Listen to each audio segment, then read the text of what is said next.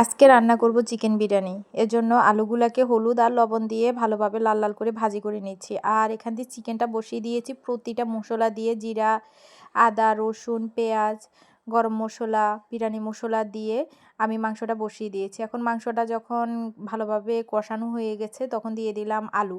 আলুগুলাকে দিয়ে আরও কিছুক্ষণ কষিয়ে এখন আমি দিয়ে দেব পোলাও চাউল। পোলাও চাউলটাকে দিয়েও আমি ভালোভাবে ভাজি করব, কারণ আমি তো তেলের মধ্যে পোলাও চাউল ভাজি করি নাই, এজন্য মাংসের মধ্যে দিয়েই ভালোভাবে ভাজি করব। মাংস হোক আর বিরিয়ানি হোক আর ভুনা খিচুড়ি হোক, সেখানে আমাদের আলু লাগবেই, কারণ আমার ছেলে মেয়ের আলু খুব পছন্দ। সব কিছুর মধ্যে তাদের আলুর দরকার। তো আমি বিরিয়ানির মধ্যেও আলু দিলাম। আর পরিমাণ মতো গরম জল দিয়ে দিয়েছি আর 1 কাপ দিয়ে দিয়েছি গরুর দুধ। দিয়ে আমি নেড়েচেড়ে এখন কয়েকটা কাঁচামরিচ দিয়ে দিয়েছি। এখন ঢাকনা দিয়ে দেব। জলগুলা যখন একেবারে শুকিয়ে যাবে আমি এখন ঢাকনা দিয়ে রেখে দেব দমের মধ্যে। আর এখন দিয়ে দেব ডিম। আজকে বাচ্চাদের ইচ্ছা হচ্ছে তারা বিরিয়ানির সাথে তারা ডিম সিদ্ধ খাবে।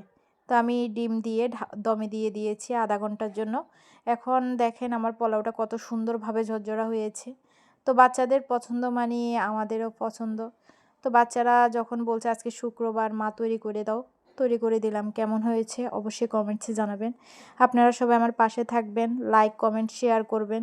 কেমন হয়েছে রান্নাটা অবশ্যই জানাবেন।